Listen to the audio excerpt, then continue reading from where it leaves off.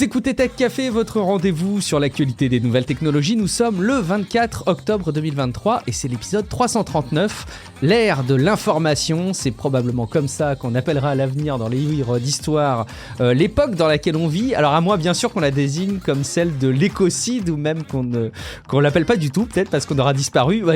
Petite parenthèse, je sortais d'une vidéo d'Aurélien Barraud qui m'a beaucoup déprimé. Bref, donc infobésité pour certains, apprentissage et culture plus accessible que jamais, mais aussi et surtout des informations. Les grands événements dans le monde sont toujours une nouvelle raison de nous pencher sur la manière dont la tech aborde le rapport à l'information.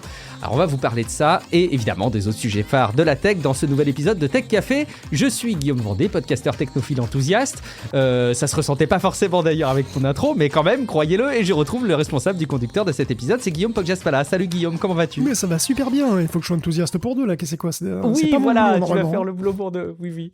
Juste avant qu'on enregistre l'épisode, effectivement, je témoignais de regarder une vidéo d'Aurélien Barraud qui est toujours un petit peu critique sur la tech, l'intelligence artificielle, et il a cette formule assez forte de lire ChatGPT, c'est comme faire l'amour à une poupée gonflable, et voilà, je pense que ça résume bien peut-être sa vision des choses, et puis libre à chacun d'interpréter. Bref, allez, je passe plutôt à celles et ceux qui ont fait une action qui mérite qu'on mette en lumière. Frank Birk, Delphin Peter, je sais pas comment le prononcer, Guillaume Borde, un nom qu'on a fréquemment entendu ici, et Bruno Gentillet. Merci beaucoup à vous quatre qui avez choisi de soutenir Tech Café sur Patreon, patreon.com/techcafé, parce que grâce à Patreon, vous pouvez soutenir Tech Café, un contenu, je l'espère, de qualité, sourcé en tout cas, dans un format divertissant, agréable à consommer, idéal pour vos moments avec du temps de cerveau disponible, comme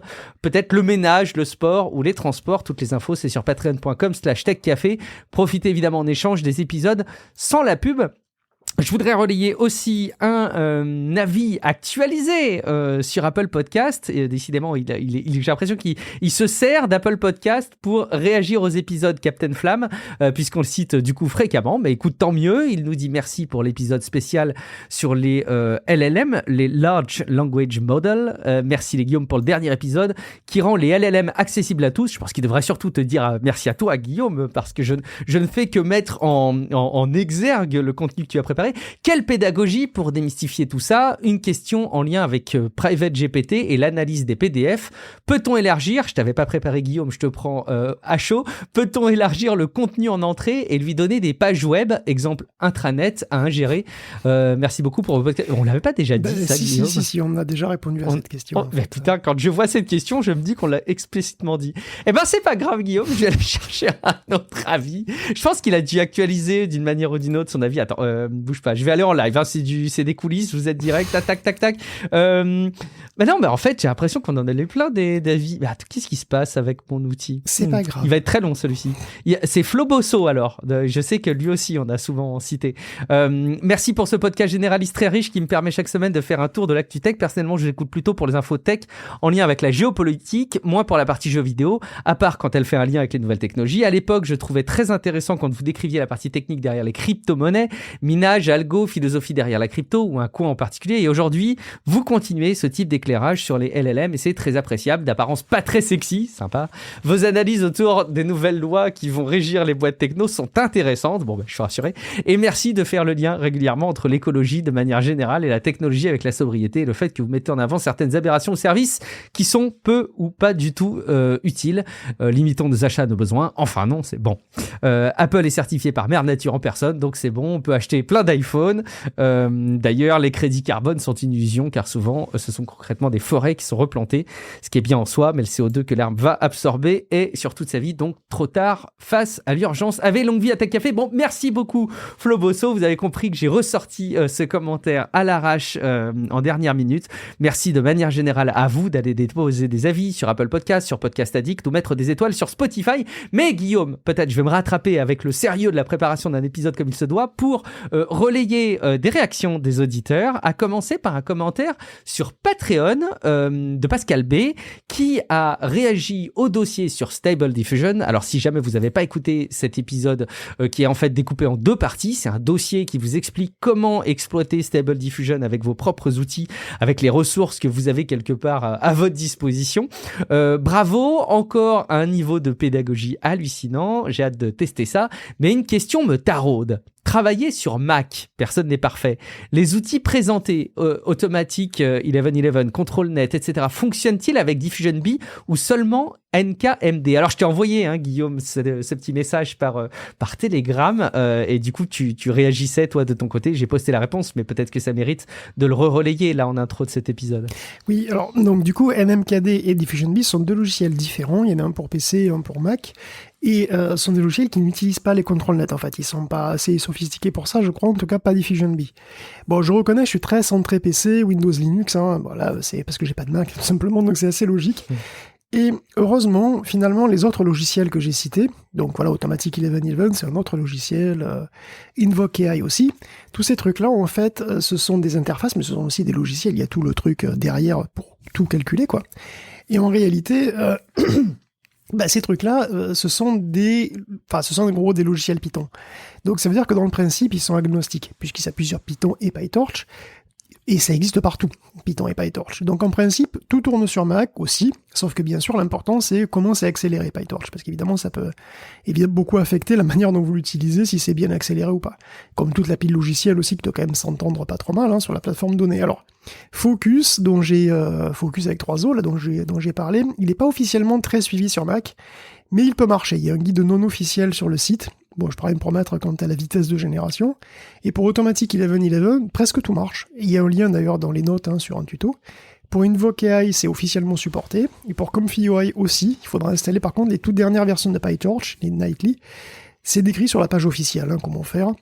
Bon, pour des raisons matérielles, j'ai pu tester aucune de ces procédures, mais bon, ça devrait marcher, même si c'est un petit peu moins simple que sur PC des fois. Je vais me retrousser les manches, Guillaume. Je vais me prêter à l'exercice, évidemment, de mon côté. Et puis, je vous tiendrai au courant.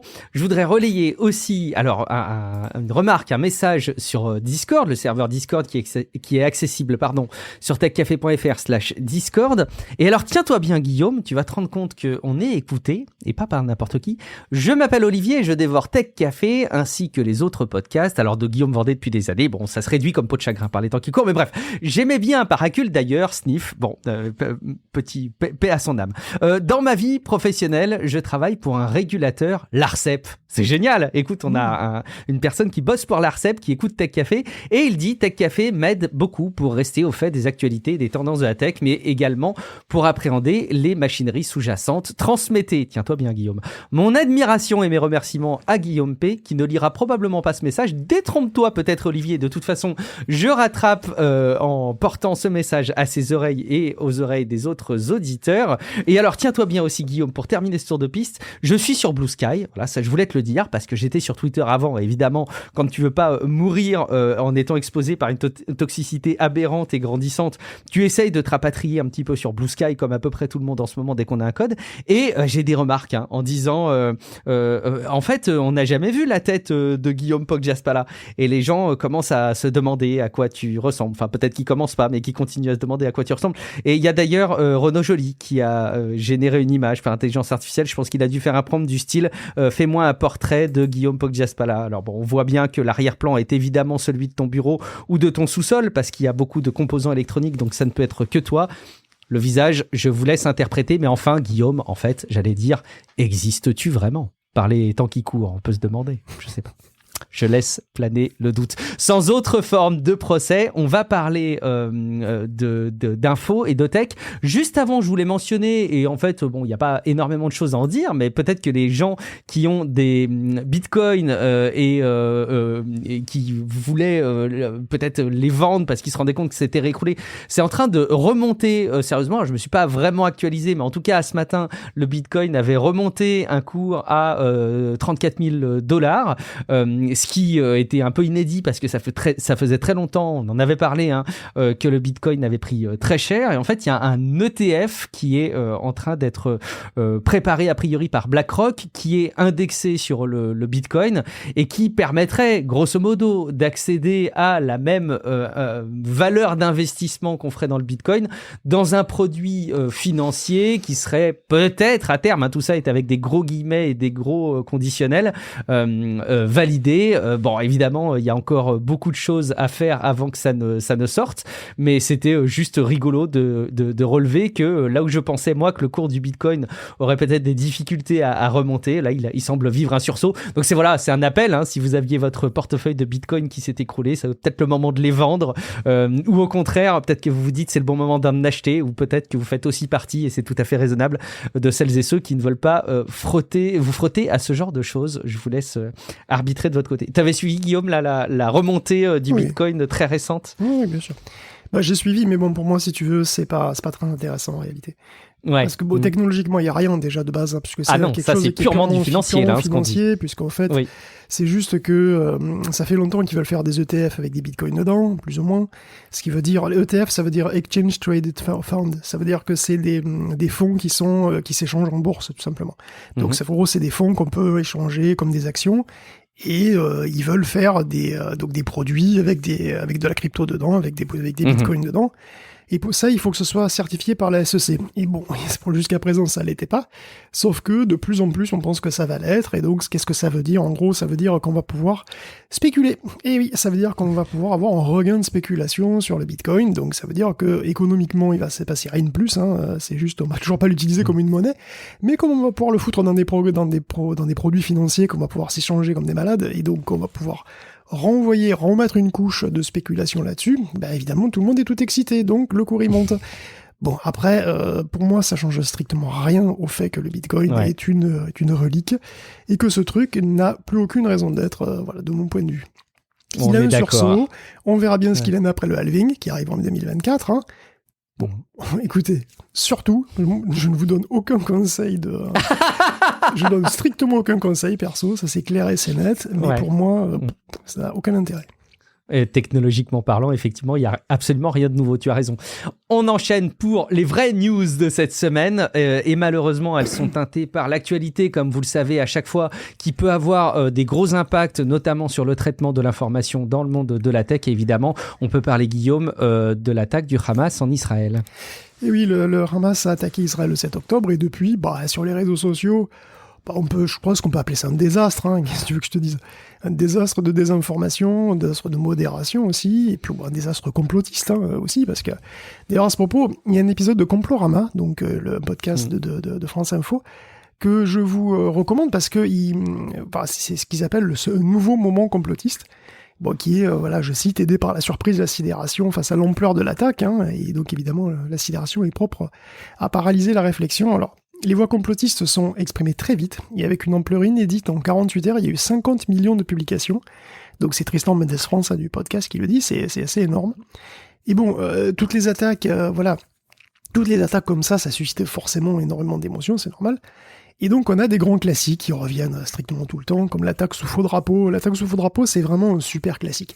À chaque attentat, on y a droit. La victime n'est pas la victime, mais en fait elle a organisé l'attaque pour légitimer le conflit. Ou alors, dans une autre version plus light, elle s'est juste laissée attaquer, mais pour la même raison, pour avoir un motif de rentrer dans l'art à son ennemi, Bon, on a vu sa thèse le 7, comme on l'a vu pour le 11 septembre, pour l'attaque du Capitole, pour l'attaque du Capitole du 6 janvier 2021. Il y a des membres du Parti républicain qui soutiennent que c'est le FBI qui est derrière tout ça, et soutiennent toujours ça. Donc voilà, tout le temps, on a toujours ce genre de truc. Bon, l'extrême droite américaine a adopté d'ailleurs même cette histoire, le hashtag BBNews. Bibi New. Bibi, c'est qui Bibi? C'est pas moi, c'est comme ça que ses partisans appellent Benjamin Netanyahou.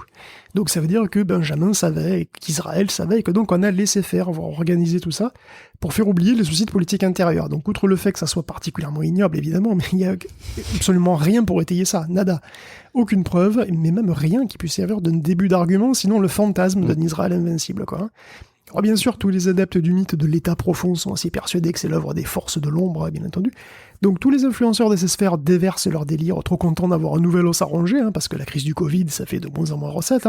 C'est souvent les mêmes. Il y a plein de noms qui reviennent tout le temps, de toute façon Covid, puis Ukraine, maintenant Israël, c'est bon, ça fait toujours du buzz. Et bien sûr, en plus de ces gens et d'autres qui donc surfent un petit peu sur l'infox, tout ça, ou le sensationnel, pour accumuler des vues, il y a aussi les États qui diffusent massivement pour leur compte. Donc il y a la Russie, le Hamas évidemment, les partisans de deux côtés d'ailleurs, et puis bon évidemment c'est la guerre, donc contrôler l'info c'est fondamental.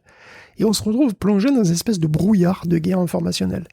Du coup, pour terminer, il y a aussi monsieur ou madame tout le monde, qui sait plus, parce qu'il sait plus en fait. Il est indigné par un post, il va le diffuser, il va le relayer sans vérifier forcément, et il va participer encore à accroître ce brouillard, et ce brouillard qui est d'une densité, d'une étendue qui est vraiment inédite. D'après VisiBrain, il y aurait 150 millions de posts en une semaine. Alors je pense qu'il parle de X, même si c'est pas précisé. Donc il y a des influenceurs, il y a aussi des armées de faux comptes. D'après Sciabra, il y a un bon quart des 500 000 comptes qu'elle suivait sur toutes les plateformes et qui étaient des faux comptes destinés à créer des manipulations. Alors parfois, ces faux comptes ils se font passer pour des médias, pour des vrais médias, comme le Jerusalem Post par exemple. Alors le Jerusalem Post, ça n'existe pas, et pourtant il a un compte, et il diffuse des infos comme si c'était un vrai journal. Et d'ailleurs, la question vous brûle là sans doute les lèvres, les fausses informations qui ont été publiées contiennent-elles des images génératives ? Est-ce qu'on a des IA qui se sont mis dedans ? Et jusqu'à présent, pas vraiment. Il y a peu de mirallages en vue, on a été pas beaucoup abusé par des mirallages en tout cas. Ou alors on s'en est pas rendu compte. Ou alors pas qu'on sache, bien entendu, mais disons, sur les grands cas connus, effectivement, on ne sait pas, on reste sur des méthodes traditionnelles qui sont des photos ou des vidéos d'autres conflits qui sont réutilisées avec un texte mensonger, tout simplement. Et donc, avec cette vidéo, par exemple, il y a cette vidéo virale d'enfants en cage, là, qui a scandalisé. Elle a scandalisé dans les deux camps. Il y a des Israéliens qui ont reposté la vidéo et des Palestiniens qui ont fait pareil, et chacun pensait qu'il s'agissait de leurs enfants qui avaient été emprisonnés par l'autre camp. Alors que c'est ni l'un ni l'autre. La vidéo a été créée avant le 7 octobre, donc elle n'a aucun rapport avec l'attaque. Et ça illustre ce que les commentateurs appellent la mésinformation aussi. La mésinformation, c'est-à-dire que tout simplement les gens se trompent. Ils pensent qu'ils relaient des trucs vrais, mais en fait c'est faux, et ils participent à la confusion. Et on a quand même un cas d'image générée qu'on a vu sur la couverture de Libération, par exemple, du 19 octobre. Alors, c'est un peu indirect, c'est un homme dans une manif, un Palestinien, qui tient une photo imprimée de bébé qui hurle comme ça. Et en fait, cette image n'est pas réelle. Alors, est-ce que l'intéressé sait que c'est un truc qui a été généré par une IA ? Parce qu'il y a d'autres gens qui l'utilisent aussi sur X, qui la diffusent aussi massivement. Est-ce qu'ils le savent, peut-être ? Est-ce qu'ils le savent pas ? Bon, on sait pas trop, en fait. Il y a d'autres pancartes aussi où on voit des images générées. Bon, même si les IA n'ont pas vraiment eu besoin de trop bosser pour que ça soit le bordel, elles ont quand même contribué encore un petit peu à la confusion générale par leur seule existence, parce qu'il y a eu des cas où des gens ne croyaient pas à des photos qui étaient pourtant réelles. Donc on est dans un moment assez historique sur ce plan informationnel, et le moins qu'on puisse dire, c'est que les grandes plateformes, elles sont pas prêtes. Elles étaient pas prêtes, elles sont toujours pas prêtes, quoi. Une photo d'un bébé d'ailleurs assez quelque part grossière et bon, très malaisante évidemment. Je suis d'ailleurs étonné qu'on puisse générer ce type d'image facilement avec les outils d'IA qui sont communément répandus. Bon, après effectivement, si vous écoutez l'épisode, le dossier dont on parlait tout à l'heure de Stable Diffusion, vous vous rendrez compte qu'il est assez vite possible d'arriver à générer des images peut-être un peu plus librement qu'avec les outils qui sont accessibles facilement dans le commerce. Mais effectivement, c'est une période un petit peu compliquée. Et d'ailleurs, la question qui suit ce genre de sujet en général, c'est OK, ça peut être quoi la solution ? Qu'est-ce qu'on peut faire ? Je crois que malheureusement, il n'y a pas de solution et il n'y a pas grand-chose qu'on puisse faire, si ce n'est continuer tous autant qu'on est à partager des contenus d'information qui permettent de faire encore plus comprendre aux gens sans relâche comment fonctionnent ces outils, quel est le rôle de l'information, quel est le rôle de la tech pour l'information, quel est le rôle de la tech au sens large. C'est un peu la raison d'être aussi de Tech Café, on a la naïveté de le penser. Et d'ailleurs, plus directement dans les rapports entre la tech et l'information, Guillaume, il y a évidemment le rôle des réseaux sociaux sur ce conflit. Oui, bon, et puis ça a été la cata, je crois qu'il n'y a pas d'autre mot pour les plateformes, ça a été un échec cuisant, que ce soit sur Meta, sur TikTok, sur Threads, sur YouTube, on a aussi bien eu de l'infox que des images violentes qui n'ont pas dû se trouver là. Dans les 3 jours qui suivaient l'attaque, 800 000 contenus avaient été marqués comme perturbants ou simplement retirés. Par Meta, qui assure qu'il travaille avec des gens qui parlent couramment arabe et hébreu pour s'occuper de la situation. YouTube a retiré des dizaines de milliers de vidéos, TikTok 500 000 et 8 000 lives d'ailleurs. Malgré ça, on peut dire que les plateformes ont eu du mal à pas être débordées, hein, et d'ailleurs, la Commission européenne leur demande des comptes dans le cadre du DSA, et dans le contexte du conflit aussi, et de ce conflit, et aussi pour les élections à venir, parce que on sait bien, 2024, et ça risque d'être assez sportif. Bon, Thierry Breton a mis en demeure Meta, YouTube et TikTok de s'occuper de leur contenu. L'Europe hausse le ton, attention, non mais...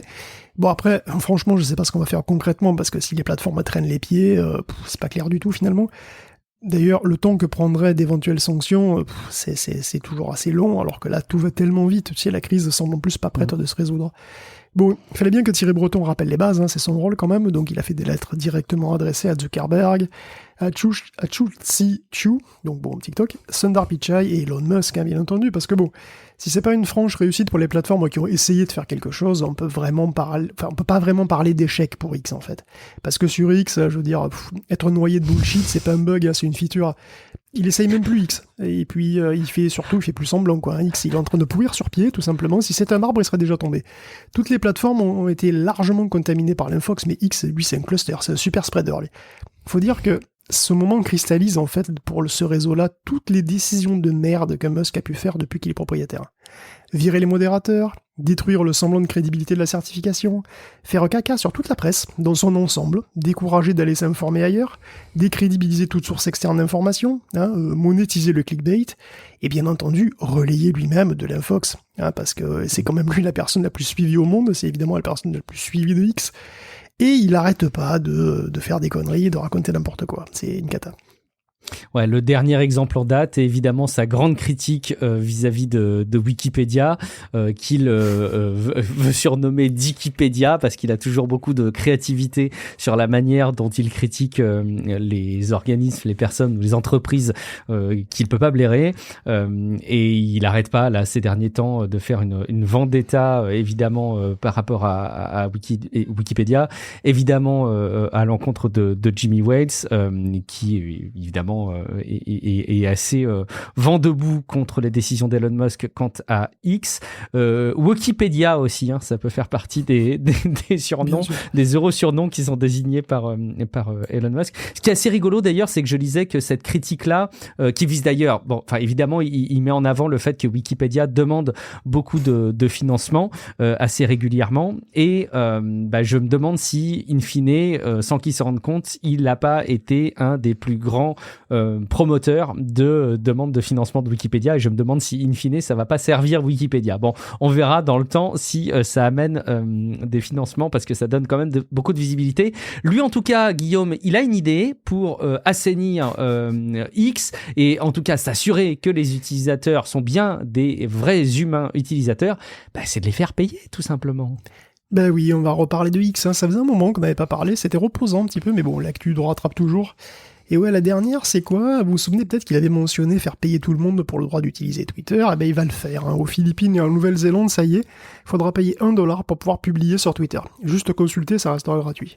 Et c'est pas une question d'argent, parce que bon, $1 par an, c'est peanuts, hein, ça sert vraiment à rien, mais c'est dans le cadre du programme qui s'appelle Notabot. Pas un robot. Bon. Pour payer $1, vous devez être humain. Voilà, c'est ça la logique, hein. Payer, c'est ça qui nous distingue du robot, de la machine, hein, c'est ça qui fait notre humanité, qu'on peut payer. Sans rire, Musk semble vraiment penser que faire payer $1 par an, ça va anéantir l'armée de bots qui sévit toujours, hein, sur le réseau. Pour l'instant, ça s'applique que dans 2 pays, donc bon, peut-être une expérimentation sans doute, et uniquement pour les nouveaux utilisateurs, ce qui est quand même assez curieux. Bon, ça va peut-être changer, je sais pas. Alors bien sûr, ce dollar symbolique ne vous dispense pas de payer $8 par mois pour le badge bleu, hein, cette pastille bleue, bien entendu. Pas une réduc. Hein. Voilà bien une preuve que ça marche d'ailleurs, hein, que faire payer l'utilisation de sa plateforme, ça dissuade les mauvais acteurs. Je veux dire, qui paierait $8 par mois pour se faire passer pour le New York Times ? On se demande. Surtout que Musk vient de lui retirer unilatéralement son badge gold au New York Times, et que donc, il n'y a plus rien qui distingue le vrai New York Times de site imposteur. C'est intéressant. Et Dieu sait qu'on est dans une période géopolitique qui est vraiment calme et relax, quoi. Alors Elon, il déteste la presse, hein, les journalistes, hein, il veut tellement que les gens passent plus de temps sur X que tout est bon. Même virer les titres sur les aperçus, hein, des articles partagés par les médias, au nom de l'esthétique. Enfin non, virer les titres, c'est juste que ça fait moins de place, ça permet de montrer plus de posts et donc de booster les statistiques, et puis ça attire moins l'attention aussi. Pourquoi aller s'informer ailleurs que sur Twitter, de toute façon, hein, je veux dire, Elon le fait quasiment plus, c'est lui qui le dit. Et puis bon, on peut avoir confiance, il y a Twitter Blue. Enfin, Twitter Blue, non, c'est X Premium, pardon. Alors, d'après NewsGuard, 74% de la désinformation la plus propagée sur X l'est par des utilisateurs qui ont un badge bleu. ce sont des utilisateurs vérifiés. Donc précisément, sur les 250 posts qui ont reçu le plus d'engagement sur X et qui poussaient les 10 principales fausses informations ou rumeurs relatives à la guerre Israël-Hamas, 176 ont été postés par des comptes vérifiés. Donc collectivement, ces posts ont été vus par plus de 100 millions de fois en une semaine. Alors bien sûr, Elon y crie au scandale, il accuse NewsGuard d'être des escrocs orwelliens. Bon, Linda Iaccarino a affirmé dans sa réponse d'ailleurs à la lettre de Thierry Le Breton, qu'ils avaient enlevé ou contextualisé des milliers de posts. Et c'est vrai, 21 des 25 posts avaient un fact-check, même si seulement 79 des 250 publications au total ont été analysées avaient une note de contexte à côté. Donc certains comptes particulièrement friands d'infox avaient été virés de Twitter, et sont revenus d'ailleurs que par la grâce d'Elon Musk. Depuis qu'il est là, l'algorithme n'a jamais été aussi biaisé vers les contenus toxiques, c'est David Chavalarias qui le dit. C'est même celui qui avait fait une étude aussi, qui avait abouti à la conclusion que Twitter était devenu un monstre de climato-dénialisme, que les scientifiques d'ailleurs fuient, par ailleurs. Donc, ok, ce gars est en train de détruire le réseau, alors pas David, Elon. Chaque truc qu'il propose est calamiteux. Qu'est-ce que tu veux que je te dise ? Dernièrement, t'as vu cette option aussi ? Pouvoir limiter les commentaires de ses tweets aux seuls utilisateurs abonnés premium. Parce que X, c'est censé être quoi, oui, effectivement. Tu vois, X, c'est censé être quoi ? Un espace de liberté d'expression, ou alors une chambre d'écho pour les membres d'un club, du club de ceux qui payent, tu vois. Enfin, c'est... D'ailleurs, qui payent. Voilà, ceux qui sont plutôt d'accord avec Musk en plus. Donc, X risque de devenir une sorte de gros trouf social, mais payant en plus. Donc, miam, super. On se réjouit. GuillaumeVendée.fr sur Blue Sky. Le temps que ce ne soit pas toxique, parce qu'évidemment, on va pas se mentir, à partir du moment où il y aura beaucoup de monde et que les codes d'invitation, et ça a commencé d'ailleurs, commenceront à toucher des gens qui seront toxiques, comme sur Twitter, ça arrivera. Bon, on peut espérer que ce soit pas au point de X aujourd'hui. Spécifiquement, Guillaume, on a aussi du nouveau pour le traitement de l'information par YouTube en vidéo. Oui, on parle, en fait, assez globalement même, on parle de Musk qui dédaigne la presse, mais en réalité, il y a un divorce général entre les médias sociaux et le journalisme qui est déjà consommé, quoi. Parce que finalement, l'info ne leur apporte que des soucis. Les sujets provoquent des débats houleux, de la polarisation, après on le reproche en plus. Donc Threads et TikTok, ils s'en cachent pas, ils veulent pas d'actu, ou le moins possible. Ils veulent rester dans l'entertainment. Et Adam Mosseri a dit explicitement qu'héberger des news ne valait souvent pas le coup. D'autant qu'il y a aussi Adam la question c'est le boss d'Instagram. Oui, c'est le boss d'Instagram et de Threads aussi, je crois. Oui, et de Threads, tout à fait. Et donc voilà, et du coup, voilà, en plus, il y a la question du partage de bénéfices avec la presse, tout ça, bon. Alors, il y a Campbell Brown qui vient de partir de chez Facebook aussi, et elle encadrait le département info sur le réseau, et Facebook News. Alors, feu Facebook News, parce que c'est décédé. C'est décédé alors que ça avait été introduit en 2019, à l'époque où tout le monde était un petit peu dans l'état d'esprit inverse, en fait, de faire de son réseau une plateforme d'information qui soit raisonnablement fiable. Souvenez-vous, ça existait, Twitter, à l'époque, avait même fait des partenariats avec des organes de presse, comme Associated Press ou Reuters, pour le fact-checking, et même avant ça, Zuckerberg avait affirmé que voilà, toute plateforme Internet avait le devoir d'aider à financer et former des partenariats avec les sites d'actualité. Bon, les temps changent, manifestement. Toutes ces tendances se voient sur le trafic que ces sites voient arriver en provenance des autres plateformes. Celui qui vient des réseaux sociaux est en baisse constante, de 6,5% cette année, ce qui donne par contraste une importance encore plus grande à Google, qui continue d'envoyer quand même 24 milliards de clics par mois à des sites de presse. Donc c'est toujours très important, c'est même un petit peu en hausse pour certains sites, mais ça compense souvent pas la perte qui est due aux médias sociaux. D'ailleurs aujourd'hui, effectivement, comme tu disais, il reste plus guère que YouTube pour tenter encore d'assainir un minimum l'info sur sa plateforme. Il va lancer une nouvelle expérience immersive de visionnage, je cite, pour suggérer plus de contenu sur le même sujet quand on regarde une vidéo d'actualité. Donc ces vidéos viendront de sources fiables et vérifiées. En parallèle, il veut investir 1,5 million pour promouvoir la création de vidéos d'actu sur Shorts. Donc YouTube continue de tenter des choses, et c'est une bonne nouvelle, même si Google lui-même amorce un virage qui risque d'énormément nuire aux sites d'actu, même à tout le monde finalement. C'est la recherche IA. Évidemment, on avait un petit peu parlé, cette Generative Search, c'est un peu l'aboutissement du processus qui vise à ne plus jamais quitter Google. On a toute l'info directement sur Google, on pose une question, on a la réponse. On n'a plus à visiter le moindre site, et évidemment ça pose un souci pour les sites en question. Google, comme tout le monde, il a licencié pas mal de monde cette année, dont des salariés qui s'occupaient d'ailleurs des partenaires avec la presse et de Google News. Donc la situation de Google paraît volatile, on va dire. Et tous les pros du secteur songent déjà à un monde post-réseaux sociaux, et même post-Google. Donc le glissement de ces derniers mois a été assez brusque, puisqu'il y a même des poids lourds, comme le Wall Street Journal, ou le Los Angeles Times, par exemple, qui ont bien senti le déclin et qui voient leur chiffre d'affaires baisser. Hein. Donc il y a chez The Atlantic, il y a la rédac chef qui est Adrienne La France, qui compte sur ses abonnés plutôt, en fait, sur le site, sur les abonnés du site, mais aussi les abonnés à la newsletter, et puis les abonnés au magazine papier, bon, ils peuvent avoir un magazine papier, et qui dit finalement que les applications comme Flipboard, par exemple, pourraient devenir un petit peu une sorte de relais, prendre le relais des médias sociaux quelque part, parce que les utilisateurs apprécient le format, la présentation, puis pouvoir réunir comme ça plein de sources qui choisissent eux parmi une grosse sélection, quoi. Et donc pour elle, une époque post-web social, c'est aussi une libération quelque part. Et bon, je peux le comprendre, les médias sociaux n'ont jamais vraiment réussi à devenir, ils n'ont pas réussi à devenir des lieux où on peut s'informer de manière saine. Parce que y a toujours un mélange des genres néfastes entre cette volonté d'horizontalité totale et puis le travail que demande un vrai journalisme. Toutes les infos se valent pas. C'est pas vrai. Tu peux pas mettre côte à côte une vidéo d'un gars qui a gambergé toute la nuit sur une rumeur qu'il a vu passer sur Telegram et le travail d'une équipe de journalistes professionnels qui a duré des semaines ou des mois. Bon, voilà. Il faut pas s'informer sur les médias sociaux parce qu'ils sont juste pas faits pour ça. Et là, je pense qu'on est dans le moment idéal pour le constater, hein. Ouais, et puis peut-être le mettre en application et aussi de changer ses réflexes, quoi. C'est vrai que c'est peut-être pas forcément le meilleur endroit pour faire une veille, et peut-être qu'il y a d'autres moyens. On y reviendra, j'imagine, peut-être à l'avenir. Je vous donnerai quelques conseils, des tips. En attendant, Guillaume, cette guerre de l'information, elle fait rage aussi en Afrique. Oui, alors l'Europe a lancé récemment un code de conduite pour la désinformation, tu sais, on a parlé les bonnes pratiques, pour éviter la désinformation, pour débunker, tout ça. Bon. L'application de ce code se fait uniquement sur la base du volontariat et s'applique pas aux États eux-mêmes. Pourquoi ? Parce que pratiquement tout le monde en produit en fait de la désinformation dans les faits. Tous les États utilisent la désinformation. Les méchants habituels, comme la Chine, la Russie, la Corée du Nord, tout ça, bon. Mais aussi les États-Unis. En 2021, l'université de Stanford a révélé qu'il existait des centaines de comptes sur Facebook et Twitter qui paraissaient tout à fait normaux, mais qui étaient en fait gérés par le Pentagone. Meta a révélé en 2017 déjà qu'il avait détecté plus de 200 opérations d'influence dans 68 pays, dont beaucoup étaient des campagnes lancées par des mercenaires. En 2020, Facebook s'est aperçu qu'il y avait une opération d'influence française en cours contre les impérialistes russes. Et bon, en fait, oui, effectivement, on l'avait créé en appui de notre intervention militaire dans le Sahel. Et c'est pas l'unique fois. En fait, il y a un long article du Washington Post qui détaille comment Percepto a tenté de contrer l'influence russe au Burkina Faso et de maintenir son président qui s'appelait donc Roch-Marc Kaboré au pouvoir. Alors Percepto, vous vous souvenez peut-être, on en a déjà parlé, ce sont des mercenaires de l'information, c'est une boîte qui fait des campagnes d'influence online à base de désinformation avec des armées, de désinformation si nécessaire, avec en tout cas des armées de faux comptes, c'est-à-dire des armées d'avatars virtuels, c'est-à-dire des gens qui ont l'air plus vrais que nature, mais qui n'existent pas, qui sont créés de toutes pièces par une boîte qui est en Israël, qui est à Tel Aviv.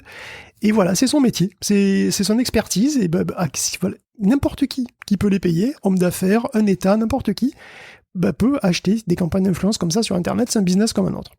Donc ils ont été embauchés pour défendre informationnellement, s'entend, le président burkinabé de l'époque, contre ses opposants politiques et les islamistes.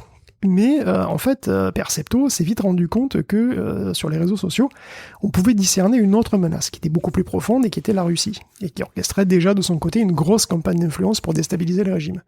Donc il y avait des groupes et des comptes pro-russes très prolifiques un petit peu partout, sur Facebook, sur YouTube, sur WhatsApp, avec des fan clubs de Poutine, et même de feu Evgeny Prigojine, le tout en amplifiant un maximum le sentiment anti-français. Et à l'époque, Percepto n'avait même pas pris la mesure de l'ampleur du mouvement, parce qu'il s'étendait en vrai dans une bonne partie de l'Afrique. Mais pour le Burkina Faso, ils ont ressenti quand même une grosse urgence de contre-attaquer. Et ça n'a pas marché. On le sait, au Burkina, au Mali, les gouvernements étaient renversés par des dirigeants qui sont pro-russes, ouvertement. De manière assez exceptionnelle, le Washington Post du coup donne le détail d'une opération qui s'est passée avec un avatar, donc un avatar particulier créé donc par Percepto.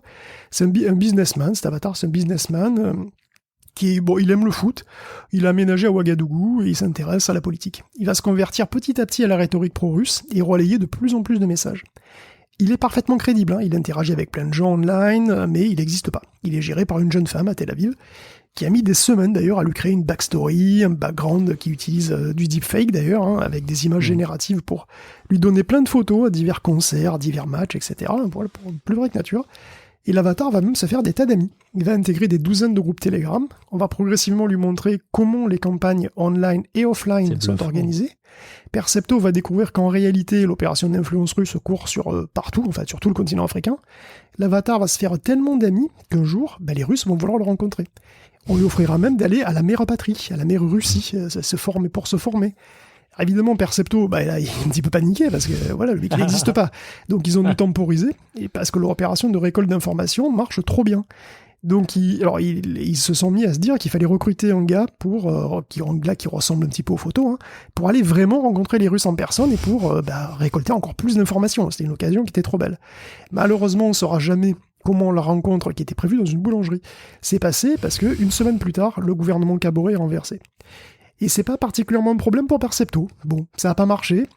Dommage, mais pragmatique, il se dit, écoute, il y a d'autres clients, et en ce moment, il se frotte les mains, puisqu'avec la conjoncture actuelle, je te dis, des nouveaux clients, il va en avoir.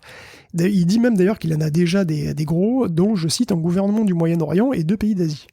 Bon, tout le monde utilise la désinformation, si quelqu'un l'utilise, finalement, on se dit que tout le monde est forcé de l'utiliser, éthique ou pas, l'éthique ça pèse pas lourd finalement dans ce genre de truc. Et évidemment, si c'est découvert, c'est aussi le retour de flamme assuré. Parce que quand le public a eu vent de la campagne française au Sahel, ça n'a fait qu'accentuer le ressentiment. Qu'est-ce que tu veux ? Et c'est vrai que les polarisations et les conflits dans le monde seront probablement de nature à créer du business sur la désinformation, ça c'est une certitude. Et en tout cas, une manière de mettre en lumière cette polarisation, une fois de plus, c'est de nous actualiser, Guillaume, sur la guerre plus économique qui a lieu notamment entre les États-Unis et la Chine, avec en point d'orgue, et tu vas nous en parler, cette puce Nvidia qui avait été conçue pour contourner quelque part les limitations d'exportation à destination de la Chine et qui elle-même se retrouve bloquée. Qu'est-ce que c'est que cette histoire, Guillaume ? C'est exactement ça. De manière beaucoup plus transparente quand même, oui, le conflit économique Chine-États-Unis continue dans sa petite escalade. Donc les Américains ont une longueur d'avance en matière d'intelligence artificielle et ils comptent bien la garder. En particulier, ils veulent pas que les Chinois utilisent leurs propres puces pour les rattraper. Et donc c'est pour ça qu'ils avaient interdit les dernières puces accélératrices Nvidia H100, parce que c'était les plus puissantes, donc voilà, ils voulaient se réserver cet atout. Parce qu'ils étaient persuadés que les Chinois pourraient pas fabriquer une puce équivalente, vu leur retard en matière de semi-conducteurs, et les restrictions imposées aux fabricants aussi, pour pas qu'ils en fabriquent pour eux. Bon. Et tout dernièrement, il se murmure d'ailleurs même que l'accès au cloud des marques américaines pourrait devenir sévèrement limité pour les Chinois. Donc ça veut dire qu'ils pourraient pas non plus louer sur Azure, par exemple, des GPU dans le cloud. Donc ils veulent vraiment tout contrôler. Évidemment, ça n'arrange pas Nvidia, pour qui la Chine est un marché vraiment important, et qui a un énorme potentiel. Donc ils avaient conçu des puces un petit peu moins puissantes, c'est vrai, les H800, pour les exporter quand même et palper un petit peu de yuan bien frais. Crache pas dessus. Et même ça, c'est plus toléré. 1 an après les premières restrictions sur les H100, les H800, et ni même d'ailleurs les A800, qui sont des versions bridées des A100, sont autorisés à la vente. Apparemment, ces puces sont pas suffisamment bridées pour le gouvernement américain, il semblerait. Nvidia, une compagnie américaine, évidemment, n'a pas d'autre choix que de se plier au vouloir de ce gouvernement, et du coup, voit s'évaporer le marché chinois de la haute performance, ce qui est quand même le plus lucratif. Donc c'est un coup dur. Bon, alors attention, c'est pas tant que ça un coup dur. La demande sur le marché, sur tous les marchés occidentaux, est tellement forte que Nvidia, elle sera juste un tout petit peu moins riche que dans ses rêves les plus obscènes, c'est tout. Par contre, pour la Chine, c'est beaucoup plus intéressant parce que c'est pas sûr que ça ait un impact tellement majeur à moyen terme finalement. Parce qu'on sait déjà que Huawei utilise des puces 7 nanomètres 100% chinoises dans ses derniers téléphones, qui sont pas si loin que ça de nos dernières puces. Et là, le boss d'une compagnie d'IA chinoise qui s'appelle HKUST Xunfei, je crois, et donc qui travaille avec Huawei, a révélé qu'ils utilisaient des accélérateurs IA de Huawei, donc qui sont 100% chinois, et qui sont compétitifs avec les A100 de Nvidia. Donc en clair, ils ont seulement une génération de retard. Et les A100, c'est tout à fait suffisant, en principe, pour entraîner des modèles aussi puissants que GPT-4. Parce que voilà, les H100 sont à peine sortis quelque part, et tout le monde n'en a pas. Donc il y a beaucoup de gens qui travaillent encore sur des A100, voire sur des V100. Ce qui veut dire que finalement, ils sont pas si loin que ça. Donc HKUST, je me demande qui sont allés chercher ce truc, va d'ailleurs dévoiler son propre modèle de langage à lui, qu'ils vont raffiner petit à petit, Et leur objectif, c'est clairement d'être au niveau d'OpenAI, mi-2024 à peu près. Donc, Huawei est blacklisté un petit peu partout en Occident, il peut quasiment plus rien faire, il peut plus sortir de Chine, mais du coup, il profiterait évidemment du vide laissé par les acteurs américains qui peuvent plus exporter, et il va devenir un fournisseur majeur, voire même le fournisseur national. Il sera en cours d'ailleurs de nouer, il sera en train de nouer des liens, des partenariats avec d'autres boîtes sur l'IA, etc. Donc, il est difficile de savoir à quel point tout ça est vrai, bien sûr, tout ça est embelli, on va dire. On ne sait pas non plus à quel point les capacités de production de Huawei et de SMIC, puisque c'est eux qui font vraisemblablement, suivront la demande, mais bon, même s'il y a des problèmes de demande, Nvidia aussi a des problèmes de fabrication, donc on ne sait pas trop. Est-ce que je n'assume pas du tout la blague que j'ai faite tout à l'heure et qu'elle sera retirée au montage? Je ne sais pas, c'est possible. Au sujet, Guillaume, de la Chine, on a aussi Apple qui se retrouve forcément très investi dans le marché en Chine et malheureusement qui se retrouve un petit peu heurté face à un cas de conscience sur des éléments de contenu sur ses services. Je sais, on ne sait pas vraiment ce qui se passe, mais Jon Stewart, apparemment, en effet, les frères. Alors, Jon Stewart, perso, je connaissais pas. C'est un humoriste américain qui a animé une parodie de journal télévisé pendant des années, donc peut-être une sorte de Gorafi à la télé, j'ai l'impression. Il est aussi acteur et il est aussi assez engagé politiquement. Et il avait un talk show sur Apple TV+, qui s'appelait Le problème avec Jon Stewart. Et ça marchait bien, ils en seraient même à leur 3e saison, sauf que là, Apple a tout annulé. C'était pas une vidéo de fin, c'était pas... Non. Non, pardon, c'est parce que toutes ces vidéos commencent par le problème avec. Ah ouais? Enfin, souvent. Ouais, pardon. Le problème avec Jon Stewart. C'est marrant, mais je savais pas. Et donc, officiellement, selon les sources interviewées par le New York Times, Apple et John auraient eu des désaccords sur des sujets et des invités, en particulier la Chine et l'intelligence artificielle. Et les élections de 2024 servent d'ailleurs de cerise sur le gâteau. Et là, c'est quand même surprenant, c'est même un peu inquiétant parce que la Chine, quoi la Chine? C'est parce que Apple est présent en Chine et Apple veut conquérir le max de parts de marché là-bas. Ok, d'accord, mais donc ça veut dire qu'on peut plus critiquer la Chine sur Apple TV+, du coup? Bon, on sait bien que la Chine, elle est très tatillonne. On se souvient de la réaction de Tencent quand certains joueurs ou patrons de la NBA avaient soutenu Hong Kong. Bon, Tencent était responsable de la diffusion en Chine. Immédiatement, ils ont annulé la diffusion. Il a fallu de plates excuses de tout le monde pour que la diffusion reprenne. D'accord. Oui. Mais enfin, quand même, c'est quand même super désespérant si ça en est là. Hein. Et bon, si tu veux, pour le deuxième sujet, pour l'IA, c'est encore plus étrange. Je veux dire, l'IA, c'est pas comme si c'était pas un sujet dont tout le monde parlait tout le temps en permanence. Alors pourquoi John envisageait de critiquer les chatbots ou un usage qu'Apple avait, aurait en tête pour ses produits? C'est super bizarre. Alors bon, c'est des spéculations, peut-être ça n'a rien à voir en fait, mais en l'état, on peut quand même s'interroger sur le conflit d'intérêts interne à Apple qui le pousse à annuler un show sur la base de ces seuls sujets. Et ça interroge aussi sur la pertinence de ce modèle d'intégration verticale extrême. Enfin, je veux dire, un seul acteur contrôle absolument tout, de la fabrication du matériel à la production des émissions qui passent sur ce même matériel. Il contrôle tout, et il est soumis lui-même évidemment à une multitude de contraintes économiques, qui sont parfois complexes et mondiales. Et du coup, oui, à un moment ça coince, il y a des intérêts divergents. Mais je veux dire, c'est pas satisfaisant, quoi. Effectivement, quand tu veux jongler sur plein de tableaux en même temps et tous les contrôler, tôt ou tard, ça te pose des problèmes. Mais c'est pas la première fois, d'ailleurs, qu'on se retrouve à illustrer une telle situation dans Tech Café. J'allais dire, c'est une fois de plus. On va terminer avec le scoop, Guillaume, de cette rubrique qui nous permet de terminer un petit peu, notamment avec des échos un peu politiques, etc. Mais on a le milliardaire pro-Trump, Peter Thiel, alors je le prononce peut-être encore une fois très mal, vous m'aurez pardonné, mais cofondateur de PayPal, qui s'avère avoir été un informateur du FBI, rien de moins que ça. Un film, Guillaume, un véritable film. Écoute, un dernier petit sujet dans le monde brumeux et ténébreux des espions, enfin plus ou moins selon Business Insider, c'est eux qui ont fait c'est eux qui ont fait l'enquête.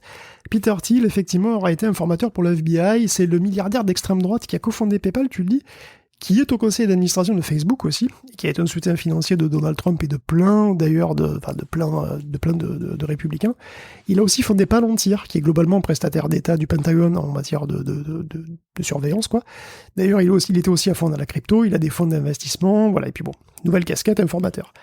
C'est Charles Johnson, apparemment, un ami de Thiel, qui leur a présenté Jonathan Buma, qui est un agent du FBI spécialisé dans la corruption politique et les campagnes d'influence étrangère. Donc il serait devenu une ressource humaine confidentielle pour la police fédérale.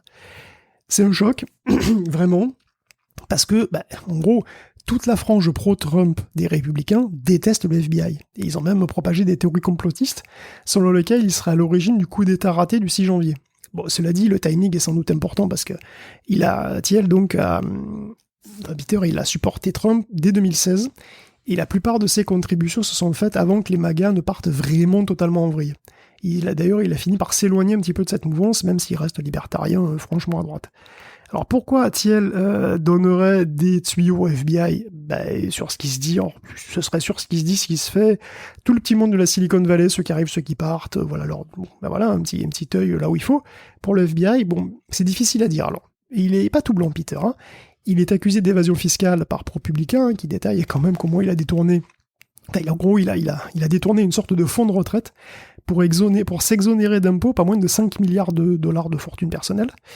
Et puis d'ailleurs, on sait qu'il a rencontré aussi plusieurs fois Jeffrey Epstein, qui est vraiment radioactif. Et puis économiquement, peut-être, c'est pas une mauvaise idée parce que ça montre sa loyauté patriotique aussi, puisque le gouvernement serait quand même le principal client de Palantir. Donc il a soutenu la création de Backend aussi d'ailleurs, une boîte qui est analogue au NSO Group, qui fait dans la cybersécurité. Et il est dans l'espionnage, la surveillance, finalement ça le connaît. Tu vois, il aime bien ça, et donc quelque part, je sais pas, peut-être un goût personnel.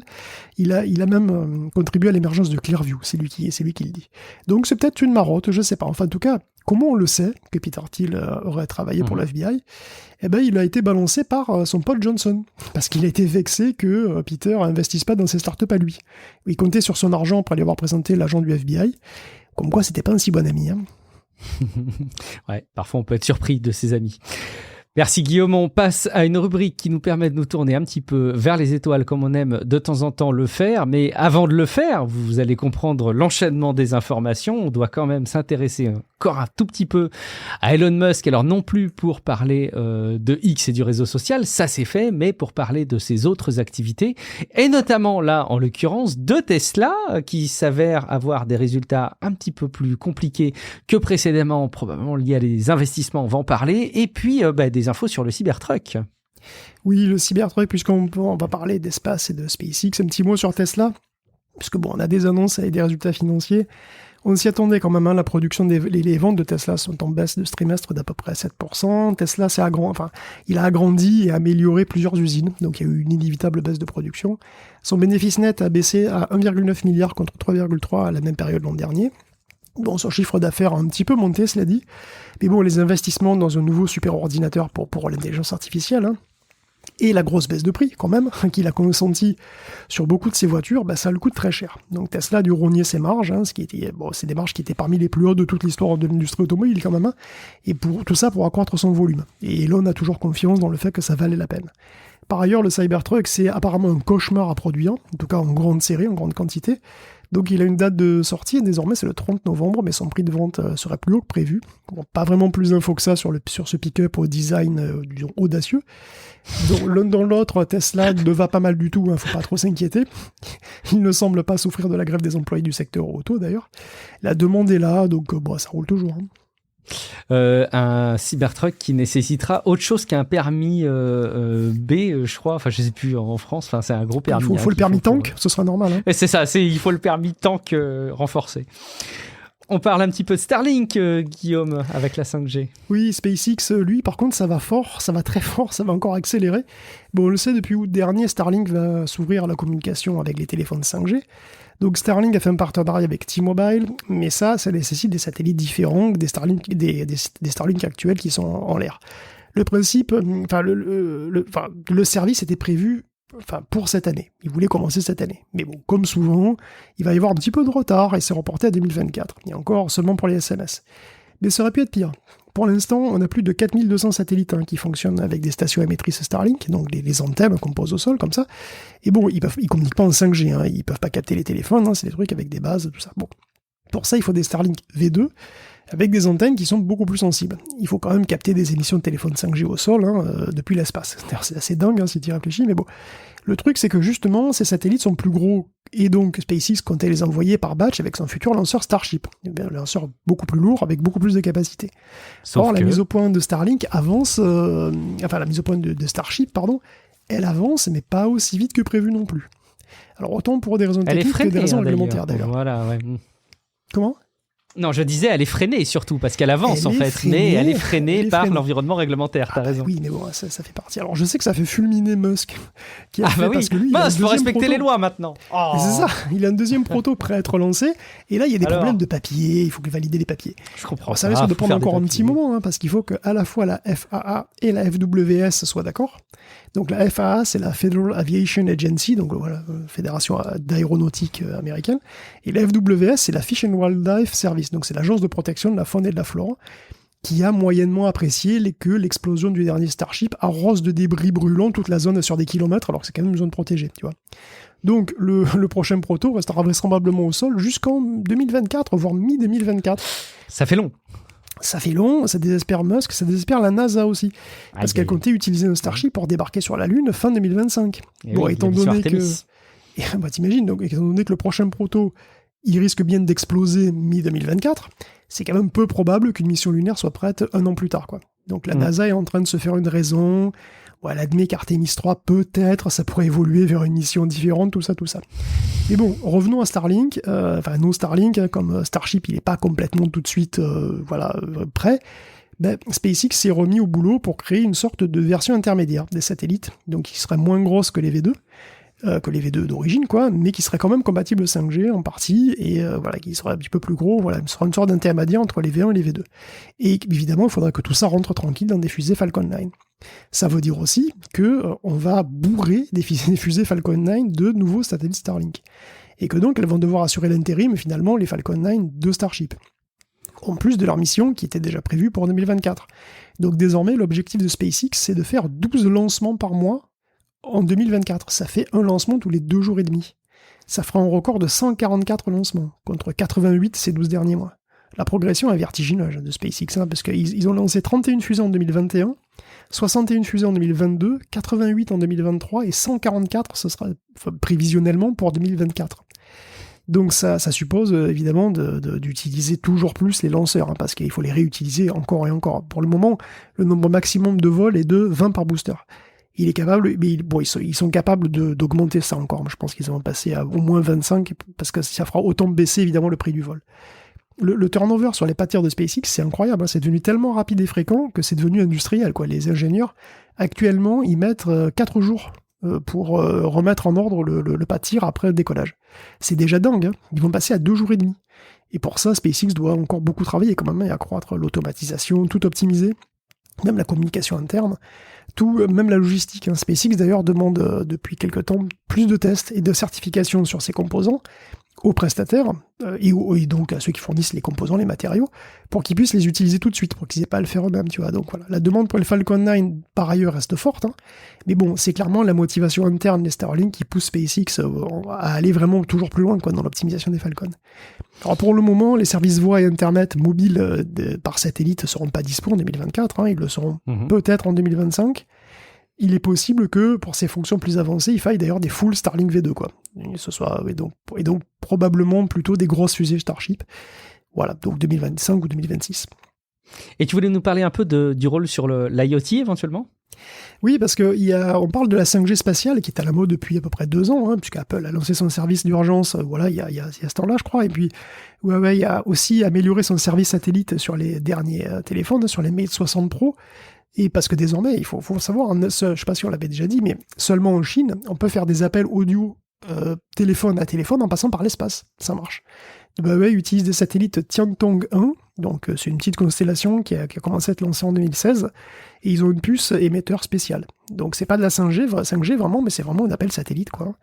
Et d'ailleurs, ça se paye 30 cents la minute. Bon, pour ça, c'est vrai qu'en général, il faut des satellites qui sont très sensibles, comme le Blue Walker. Blue Walker qui réussit le double exploit de permettre la communication donc avec un Samsung S22 standard au sol, ce qui est incroyable, et aussi de devenir le pire cauchemar de tous les astronomes, puisque c'est devenu l'un des objets les plus brillants du ciel. Il a une magnitude de 0,4, ça veut dire qu'elle est à peine 3 fois moins lumineuse que Sirius. Sirius qui est l'étoile la plus lumineuse du ciel quand même, pas la planète, l'étoile. Bref, sur une photo astronomique, c'est du photobombing, on voit que ça, on voit que le trait qu'il a laissé sur le cliché, le truc. Donc, tout le monde alerte sur le problème, manifestement tout le monde s'en fout. AST, le responsable de Blue Walker, estime d'ailleurs qu'il pourrait lancer son premier satellite commercial vraiment pour la 5G dès l'année prochaine. Et donc, petit à petit, on voit arriver plein d'acteurs. C'est incroyable. On voit arriver Link Global, Blue Origin aussi avec Kuiper. Tout ça prend plus de temps que prévu initialement, surtout pour un déploiement massif quand même. Mais c'est incroyable, quoi. D'autant que ça coûte quand même énormément d'argent. Donc reste à voir à quel point tout le monde pourra rentabiliser ça. Le truc, c'est qu'il y a aussi un autre débouché à la communication satellite, avec d'autres acteurs. Bon. Et ce débouché, c'est les objets connectés. Parce que, en gros, effectivement, si un téléphone 5G peut se connecter via l'espace, pourquoi pas un capteur? Ou une caméra, ou un robot tondeuse, je sais pas. Et même au-delà, la perspective de connecter un truc en totale zone blanche, ça peut être intéressant, voire ça peut être même vital, quitte à devoir mettre une puce un petit peu plus custom d'ailleurs, mais bon voilà. Le truc c'est qu'il y a une forme de démocratisation de l'accès à l'espace qui se fait, avec les lanceurs qui sont, donc les lanceurs privés qui sont réutilisables, et ça ouvre énormément de perspectives. Encore plus avec une sorte de rétrocompatibilité 5G, mais pas seulement. Il y a une boîte qui s'appelle Satellio, qui veut lancer une constellation spécifiquement pour les objets connectés. On en avait peut-être parlé en supplément, d'ailleurs, il me semble. Mais c'est pas le seul. Il y a aussi Lacuna Space, il y a aussi OQ Technologies. Oui, OQ, désolé. Ces nouveaux entrants veulent lancer des flottes de CubeSat, en fait, des satellites qui sont assez petits, des satellites vraiment très compacts, qui sont pas trop chers, et qui peuvent utiliser des standards radio différents. D'ailleurs, les Satellio utilisent un protocole bande étroite du 3GPP, donc quelque chose qui est standard, puisque c'est un sous-standard du LTE, alors que Lacuna Space utilise un truc différent qui s'appelle LoRaWAN, un protocole LoRa, qui est dédié uniquement à l'Internet des objets, et qui d'ailleurs se retrouve déjà dans divers trucs, comme des tags pour les troupeaux de vaches, ou des ruches, ce genre de trucs. Et donc, il y a déjà un bazar de standards radio, mais ça va pas s'arranger. Et donc les anciens en plus se lancent aussi, parce qu'il y avait déjà des acteurs sur le marché de la com satellitaire. Il y avait Globalstar, qui est le partenaire d'Apple, et cette année, Globalstar, il fait une moitié de son chiffre d'affaires par Apple, c'est la bande passante qui est attribuée à Apple pour son service SOS, mais il y a un tiers de son chiffre, c'est de la bande passante pour des objets connectés. Il faut penser à des capteurs qui envoient des informations, même sans aucune couverture réseau, en plein milieu de rien, quoi. Et donc le vénérable Globalstar est toujours là, Iridium est intéressé aussi, Orbcom aussi, donc voilà, il y a tout un marché, et il y a plein de gens s'y intéressent, et évidemment, tous ceux qui ont déjà un pied, voire même un orteil dans l'espace, sont persuadés que c'est un énorme marché. Donc, chers amis astronomes, je compatis, vraiment. Ouais, on se met à votre place, ça doit pas être évident. On en profite pendant qu'on est dans l'espace. Il y a un autre sujet qui est toujours intéressant à couvrir, c'est l'évolution vers le tourisme spatial.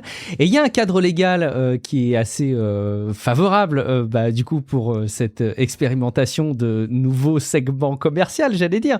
C'est une interdiction de la réglementation et forcément, les industriels qui sont concernés seraient bien favorables à ce qu'on repousse un petit peu l'arrivée d'une réglementation à ce sujet, Guillaume. Oui, le tourisme spatial se développe petit à petit, doucement, mais même plus largement, les gens envoyés dans l'espace par des boîtes privées, ça devient un peu la routine, ou presque. Et ce prochain 1er janvier, il expire le moratoire sur la régulation fédérale des vols spatiaux commerciaux, qui dure depuis 20 ans. Donc en 2004, les États-Unis ont décidé de ne pas introduire de nouvelles règles supplémentaires pendant 20 ans sur la sécurité des passagers des vols spatiaux commerciaux. Bon, parce que à l'époque, il n'y en avait vraiment pas beaucoup. Enfin, je veux dire, on considérait que c'était encore au balbutiement, et donc on n'allait pas commencer à mettre des règles, comme pour les avions, étant donné que rien n'existait, ou presque. 20 ans plus tard, il y a quand même 3 compagnies qui sont capables d'emmener des gens dans l'espace maintenant.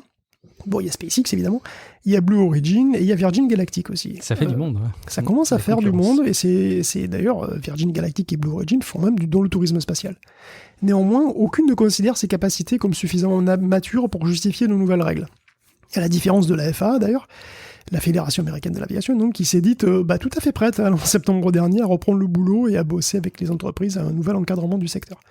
Dans une unanimité vraiment très très rare, les 3 boîtes se sont levées comme une seule fusée. Son copain, ouais. Une seule fusée décollant sur l'horizon rougeoyant, comme ça, pour dire qu'ils n'étaient pas prêts. On n'est pas prêts. Le secteur, il n'est pas prêt, personne n'est prêt, on est encore en train d'apprendre, laissez-nous tranquilles. C'est vrai, déjà qu'il faut faire tout un tas de paperasse avant de lancer un truc et bien certifier qu'on ne va pas écraser le moindre pécari en cas de malheureux accident. Ça va, on va pas en plus rajouter des trucs sur les ceintures au décollage et les sacs à vomi, faut pas déconner. Il y a des milliards qui se perdent là, je veux dire, c'est avec toute cette bureaucratie. Je t'en foutrais du pécari, moi.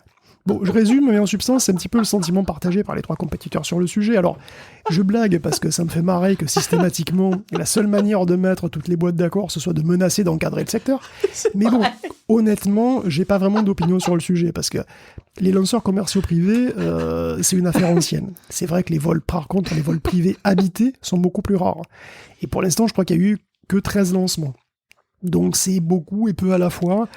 Donc, est-ce que c'est pas la première fois non plus, mais bon, voilà, l'aérospatiale, c'est quand même pas ma spécialité, donc est-ce qu'on peut dire que le secteur est assez mature pour se faire réguler? Je sais pas. J'ai l'impression que pas encore tout à fait, mais bon, voilà. Donc, je sais pas. D'ailleurs, les politiques américains j'ai pas l'impression qu'ils savent vraiment non plus, pour l'instant. On demandera son avis à Aurélien Barraud là-dessus, il aura sans doute un sujet. On va parler, pardon Guillaume, pour terminer, de cette grande promesse digne des films hollywoodiens, qui est celle de remplacer l'environnement dans lequel on va chercher différentes ressources sur Terre par des astéroïdes. Finalement, Guillaume, est-ce qu'on n'aurait pas intérêt à arrêter de miner cette pauvre Terre qui a déjà bien assez souffert pour qu'on aille tout simplement pomper les ressources dans les astéroïdes? Oui, on reparle encore du minage d'astéroïdes. Oh pardon, excuse-moi, j'ai sauté un thème, excuse-moi. Ouais, pardon, avec Blue Origin qui veut lancer sa station. Allons-y. Donc oui, on reparle du minage d'astéroïdes. Et oui, on en reparle encore. Alors pour l'instant, c'est toujours pas plus concret que dans Starfield 1, très honnêtement. Mais c'est vrai que c'est une vieille histoire déjà, hein, parce que il y en a eu déjà par le passé une grosse série de désillusions et d'échecs sur le sujet. Si on fait le bilan, il y a 4 ou 5 ans déjà, hein, il y avait Planetary Resource, il y avait Deep Space Industries, alors je sais pas si vous vous souvenez, non, moi non plus je me souviens pas, tous ont levé des millions quand même à l'époque pour développer du minage spatial avant de tomber dans l'oubli. Et dans les années 2010, on avait déjà l'idée que ça pouvait être possible, et il y avait des promoteurs connus comme James Cameron, Eric Schmidt et bien sûr Jeff Bezos. Mais bon, tout le monde aime l'idée d'aller chercher du minerai autrement qu'en ravageant notre propre planète, hein, bien sûr, et donc évidemment les astéroïdes sont dans l'actu, en plus avec Osiris Rex, là, qui est revenu avec quelques graviers et poussières de Bennu, hein. D'ailleurs, les premières analyses révèlent que toute cette crasse ramenée de l'espace est pleine de carbone et d'autres éléments hydratés, donc ça veut dire qu'apparemment il y a une source d'eau potentielle là-dedans. Tout ça est compatible d'ailleurs avec un rôle significatif joué par les astéroïdes dans l'émergence de la vie sur Terre. Mais bon, tout ça, on s'en fout, parce que la vie, rien à battre, hein. Nous, ce qu'on veut, c'est du métal. On veut du métal, on veut du nickel, du cobalt, à la tonne qui a qu'à se baisser pour en ramasser. Et justement, il y a certains astéroïdes où c'est un peu ça. Des astéroïdes qui sont très métal. Ils peuvent avoir une densité de nickel qui est 1000 fois supérieure à ce qu'on trouve dans la croûte terrestre. Donc les astéroïdes peuvent avoir de grosses concentrations en cobalt et en fer et en platine. Tout un tas de trucs dont les prix vont, selon toute vraisemblance, s'envoler dans les années à venir. La demande pour le cobalt pourrait sextupler d'ici à 2050. Bon, alors, encore une fois, les économistes se penchent sur le sujet, du coup, quand on dit les prix qui vont sextupler, qu'est-ce que tu veux qu'ils fassent? De même, il y a l'école d'études minières du Colorado qui étudie le potentiel et les challenges de faire du minage sur les astéroïdes. Et puis bon, le prix des lanceurs ne cesse de baisser, c'est vrai. Ils ont quand même été divisés par 20 en moins de 20 ans.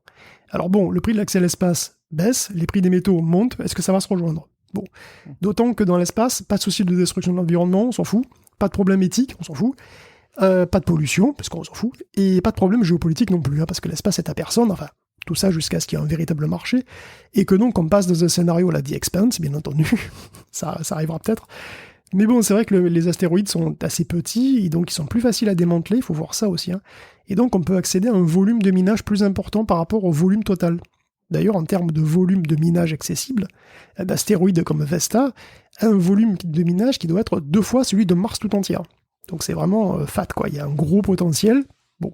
Et c'est vrai que si on est du genre optimiste, on pourra avoir un renouveau de la conquête spatiale, hein, qui serait motivé par la recherche de ressources pour la Terre, mais qui pourrait avoir des retombées positives partout, dans tous les secteurs, et qui engendrerait aussi une expansion du secteur spatial lui-même, qui finirait par capter une partie des ressources collectées, qui pourrait l'utiliser directement, une boucle de rétroaction positive, qui mettrait l'espace à notre portée, où même le sky n'est plus une limite, et voilà. Bon, après ça, il y a le concret, bien entendu, parce que faut quand même le faire, il faut quand même y aller, et déjà on ne sait pas où aller. Parce que où on va, quel astéroïde choisir, comment on extrait le minerai, va falloir pas mal plus qu'avec Osiris Rex, du minerai quand même. Et pour ça, il y a quand même un acteur qui s'appelle Astroforge, qui propose de commencer effectivement par le début, c'est-à-dire de localiser l'astéroïde. C'est une boîte de Los Angeles qui se focalise sur un astéroïde riche en platine, tant qu'à faire, ils ont déjà envoyé un petit satellite pour tester leur appareillage d'extraction de raffinage. Alors, c'est un petit CubeSat, c'est un tout petit truc pour essayer de voir comment ça se passe en gravité zéro. La prochaine étape, c'est l'année prochaine, ils vont déployer un petit véhicule pour aller observer de plus près leur cible. Donc ils vont aller zioter un astéroïde qu'ils dévoilent pas. Ils disent pas ce que c'est comme un filon, hein. Donc voilà, tu gardes pour toi. Et voilà, le système de propulsion, ça doit être déjà au point, et donc l'objectif, c'est de ramener du minerai raffiné sur Terre avant la fin de la décennie. Va savoir, Astroforge va peut-être réussir là où, jusqu'à présent, tous les autres ont échoué. Ou pas. Et puis, pendant qu'on parle, Guillaume, d'aller collecter des ressources dans l'espace, il y a aussi Blue Origin qui veut nous aider, peut-être indirectement, en faisant un espèce de nouveau concept, celui de la station-service de l'espace, c'est ça ? Ben oui, parce que mine de rien, quand on parle d'espace aujourd'hui, comme on le fait, c'est quand même bien différent de ce que c'était en 2004, hein, c'est vrai, hein, si on arrive à se souvenir, c'est fou. À l'époque, un truc comme Starlink, ou une boîte privée qui lance une fusée tous les 2 jours, c'était impensable. Que la NASA soit en contrat avec une boîte privée pour mettre des gens sur la Lune aussi d'ailleurs, hein, même si ça va peut-être foirer finalement. Eh bien, nous nous arrêtons pas là, puisque Blue Origin, les projets qui vont encore au-delà de Kuiper et de New Glenn, c'est carrément de faire une sorte de station-service, c'est ça, hein, ça s'appellerait Blue Ring, donc l'anneau bleu. Le but, c'est de fournir de la logistique spatiale, donc une station à laquelle tu t'amarras pour faire le plein de carburant et profiter du Wi-Fi. Et c'est vraiment ça, Blue Ring pourra servir de support en orbite terrestre, ou bien en orbite cislunaire, et fournir des services de carburant, de logistique, donc je suppose des consommables, hein, comme de l'eau, de l'oxygène, des trucs comme ça, et aussi un cloud, un cloud de données, qui pourrait servir de relais de données avec la Terre. Donc c'est vraiment une mini-station spatiale, comme dans les jeux vidéo. Bon, il manque la possibilité de revendre son minerai extrait sur des astéroïdes voisins, hein, parce que peut-être ça arrivera, hein, comme faire la news d'avant. Blue Ring pourrait avoir une charge utile de 3 tonnes, quand même, et elle aura, si on en croit l'illustration qu'on a vue, hein, c'est de très très très gros panneaux solaires, et des réacteurs aussi pour la manœuvrer un petit peu, et des très grosses antennes. Bon, à terme, elle pourrait aussi fort bien être utilisée au-delà de l'orbite lunaire, comme dernier relais avant des voyages plus longs, et elle pourrait même déployer elle-même des satellites de plus de 500 kg. Et tout ça, ça sera disponible dès 2025. Pas fou. Blue Ring peut être lancé par des fusées de toute origine en plus.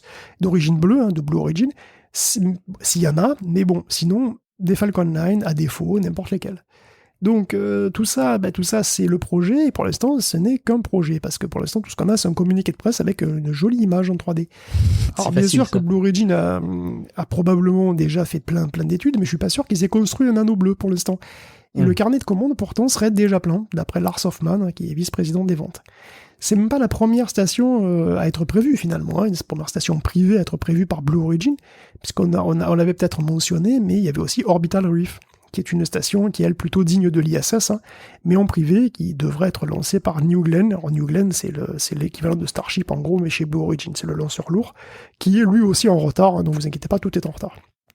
C'est bien, au moins tout le monde est dans le même paquet.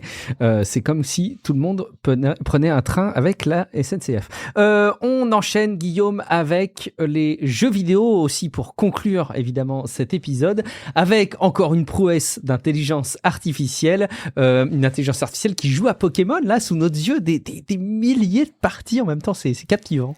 Ouais, c'est vraiment génial. Alors, c'est une vidéo YouTube qui a vraiment beaucoup de succès et c'est mérité, je pense. C'est une IA qui apprend à jouer à Pokémon et elle le fait par renforcement. C'est-à-dire qu'elle le fait toute seule, en fait. On lui dit pas comment jouer, on lui dit même pas comment faire, on lui donne même pas de but vraiment précis, style va là ou fait ceci. Mais en fait, ce qu'on fait, c'est qu'on la récompense quand elle fait quelque chose qui est positif, quand elle se comporte bien. Quand elle a atteint un objectif, comme capturer un Pokémon par exemple, on lui donne tant de points. Si elle bat un boss, on lui donne plus de points. Et en fait, on va la récompenser pour faire des choses qui la font avancer dans le jeu. Et donc, même juste pour explorer la carte, finalement, et découvrir un nouvel écran, on la récompense. On lui donne un petit point, par exemple.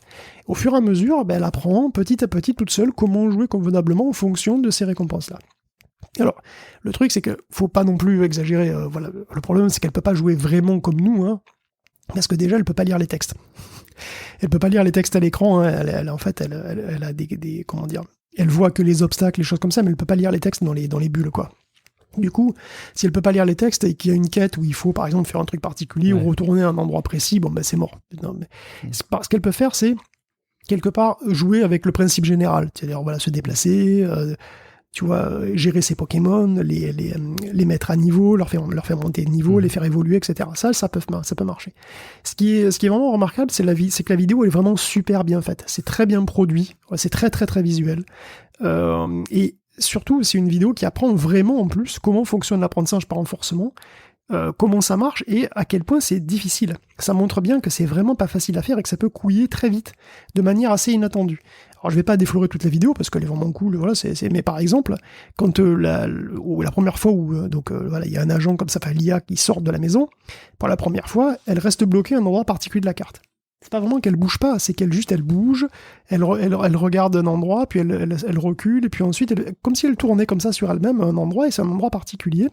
C'est un endroit où il se passe des choses. C'est-à-dire, c'est un endroit où il y a des NPC, des personnages non joueurs qui bougent comme ça, voilà, il y a des petits personnages qui bougent, il y a de l'eau aussi en mouvement comme ça, et elle reste là comme si elle était distraite par les trucs et qu'elle regarde un petit peu autour d'elle.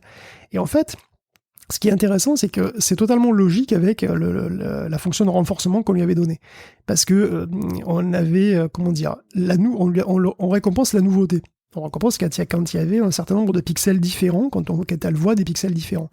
Or, là, le fait qu'il y ait des NPC qui bougent et que l'eau bouge, ça fait que, justement, il y a toujours de la nouveauté dans cette zone, finalement. De la petite nouveauté, mais il y a toujours de la nouveauté. Et donc, du coup, elle se contente de rester là.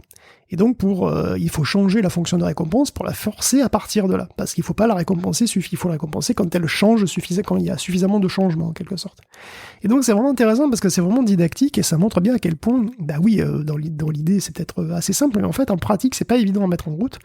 Et donc, c'est vraiment, vraiment, vraiment pas mal. Et d'ailleurs, puisqu'on parle d'apprentissage par renforcement, il y a aussi un autre papier avec... c'est d'autres résultats, c'est pas vraiment un jeu vidéo, mais c'est aussi l'apprentissage par renforcement, c'est pour ça que j'en parle maintenant. Il y a un autre papier qui est assez intéressant, qui s'intéresse justement à ça, qui est le design de la meilleure fonction de récompense. Parce que quand tu fais de l'apprentissage par renforcement, la fonction de récompense, en fait, c'est ça qui va modeler l'IA complètement. Donc c'est extrêmement compliqué de trouver la bonne, trouver celle qui est la plus efficace. Et donc il y a des chercheurs qui ont mis au point un système qui s'appelle Eureka, dont le principe est assez étonnant, puisqu'on veut faire apprendre un mouvement à une main robot. Donc c'est un mouvement complexe, comme faire tourner un stylo. T'imagines, je sais pas si moi je sais même pas faire tourner des stylos dans mes doigts, mais voilà, il faut faire un robot qui fait tourner des stylos, quoi. Pour ça, donc on veut le laisser faire tout seul. Donc comme l'IA dans Pokémon, pareil, on fait un apprentissage par renforcement. Mais il faut bien justement lui donner des repères de comment il se débrouille. C'est-à-dire, est-ce que, tu vois, lui donner, oui, c'est comme ça qu'on fait ou c'est pas comme ça qu'on fait. Il faut designer cette fameuse fonction de récompense. Et en fait, il y en a plein des fonctions de récompense différentes possibles. Et pour trouver la meilleure, les chercheurs utilisent GPT-4. GPT-4 qui va produire le code. Ensuite, on utilise un environnement un environnement virtuel dans lequel il y a une physique qui est donc l'environnement NVIDIA Isaac. Donc c'est comme une sorte de moteur de jeu vidéo dans lequel il y a un moteur physique qui simule donc le monde réel, mais on peut le faire à très très haute vitesse. C'est-à-dire que dans cet espace virtuel, on peut faire une simulation à 1000 fois la vitesse réelle. Et donc, assez rapidement, ça permet d'évaluer l'efficacité de l'apprentissage. Et donc, ce qu'on est en train de faire là, c'est qu'on a deux niveaux d'IA. On a une IA de bas niveau qui est le réseau de neurones chargé de contrôler les doigts et qui, lui, apprend par renforcement avec une fonction de récompense. Et cette fonction de récompense, elle est évaluée et raffinée et révisée par un autre niveau d'intelligence artificielle qui est celui de GPT-4. Donc on a une double boucle d'apprentissage qui marche plutôt bien, enfin en tout cas pour faire tourner les stylos. Et voilà, elle marche aussi pour d'autres tâches motrices simples, je vous rassure. Mais donc c'est encore une piste assez intéressante pour la robotique. C'est assez captivant. Tout ça est très visuel. Vous pouvez aller voir dans les liens, dans les notes de l'épisode. Vous verrez, tout ça est très visuel. Évidemment, mention spéciale à la vidéo d'apprentissage d'IA pour Pokémon, ce qui est toujours rigolo. On termine, Guillaume, alors je l'avais pas du tout vu passer, moi où je commence à rattraper un peu mon retard parce que j'ai terminé The Last of Us, alors forcément je commence la série The Last of Us, c'est ce que je voulais faire, mais il y a une autre série chez Amazon qui devrait arriver, qui là aussi exploite une franchise de jeux vidéo. Alors je vais être très transparent avec toi Guillaume, je n'ai jamais joué à cette série de jeux, jamais. Ah écoute, moi en fait, je vais être très transparent, j'ai pas joué malgré mon grand âge, j'ai jamais joué au premier, j'ai jamais joué à son 2D, j'ai joué à Fallout 3, à Fallout 4 et à Fallout New Vegas. Ce qui est déjà... et j'ai plutôt bien apprécié, pour être tout à fait honnête. Fallout, pour être sûr de bien connaître, c'est Fallout, en gros un monde post-nucléaire. C'est Fallout, je suppose. Fallout, c'est un jeu post-apo, tout simplement. En fait, c'est une sorte d'Uchronie dans lequel les humains ont donc une technologie très avancée, mais avec une esthétique très années 50. Et donc, c'était pendant la guerre froide, donc cette esthétique-là, sauf que le problème, c'est qu'à la différence de nous, il y a eu une guerre atomique et que du coup, donc la Terre est ravagée. Et nous, en général, le joueur, on on a un survivant qui sort d'un refuge, les Vaults, là, les gros refuges anti-atomiques. Et donc on sort, on débarque dans ce monde post-apocalyptique, dans lequel évidemment c'est la loi de la jungle, c'est atroce, bon voilà. Et il faut faire son trou là-dedans, puis bon, il y a des diverses histoires. Et donc c'est une série de jeux qui est donc assez ancienne maintenant, qui a commencé dans les années 90. Qui est très populaire, qui est souvent voilà très mature, très violente. Enfin, en tout cas, les premiers d'ailleurs étaient même encore plus que les dernières versions de Bethesda. Mais bon, en tous les cas, c'est un jeu qui, pour moi, est un petit peu entre les deux. C'est-à-dire que c'est assez culte, c'est quelque chose qui est très connu et très apprécié. Mais j'ai pas conscience, tu vois, je sais pas si c'est suffisamment culte pour, tu vois, pour vraiment motiver beaucoup de gens à le voir. Alors peut-être que oui, en fait, j'en sais rien. Et il semblerait que oui, c'est pour ça que je suis un petit peu étonné, parce que Fallout va sortir en série, donc en série live, sur Prime Video, et ça sera même dès le 12 avril 2024. Donc l'année prochaine, il y aura une série Fallout. Alors bon, écoute, ça pourrait être intéressant de regarder ça. Donc c'est encore une série post-apo, et écoute, alors c'est très différent par contre de Last of Us, mais les thématiques sont très très matures aussi, et c'est une esthétique très très spéciale, donc éventuellement à voir, quoi, à regarder. Eh ben écoute, alors moi je me sens pas très très sensible alors, ni au jeu ni du coup à la franchise, mais après tout je suis ouvert à tout, ça pourrait être intéressant de se pencher là-dessus. Je termine aussi pour dire que du côté de chez PlayStation, même si tout cela n'est pas avéré, il semblerait qu'il y ait vraiment une vague d'écrémage qui se prépare. Vraiment, c'est pas une info, c'est plutôt une rumeur qui commence à se concrétiser, avec a priori le départ de personnes qui sont chargées du développement là-bas, avec beaucoup d'années d'expérience. Il y a a priori le bateau PlayStation est peut-être en train de tanguer en interne, ou en tout cas il était peut-être temps de rationaliser pour des besoins purement financiers. J'imagine que le contexte n'est pas étranger à tout ça. Merci Guillaume Poggiaspala pour la préparation de cet épisode, et puis évidemment pour toute l'articulation des infos qu'on a partagées dans cet épisode. Il est grand temps, Guillaume Poggiaspala, que tu nous dises où est-ce qu'on peut te retrouver sur Internet. Bon, on va me retrouver à réécouter un petit peu de David Bowie. Je sais pas pourquoi j'ai dans la tête tout ça en ce moment, mais ça me rajeunit pas d'ailleurs. Ah bon ? Bah qu'est-ce que c'est que cette histoire ? J'essaye de faire un lien que j'aurais pas compris avec le reste, mais il y a zéro lien avec ce qu'on a dit ici. C'est quoi ? Bah le titre de la balade.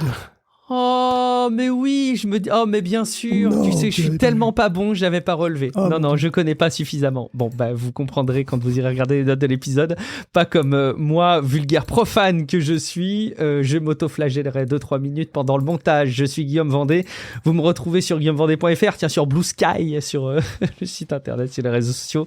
En attendant, merci infiniment de votre fidélité. Merci de nous avoir écoutés jusqu'au bout de cet épisode. Et puis, évidemment, si jamais vous considérez que Tech Café a un intérêt pour vous et vous apporte une info et un moment de divertissement qui vous plaît, rendez-vous sur patreon.com/techcafé. En attendant, rendez-vous dans quelques jours pour un prochain épisode de podcast. Ciao à toutes et à tous. Ciao à tous.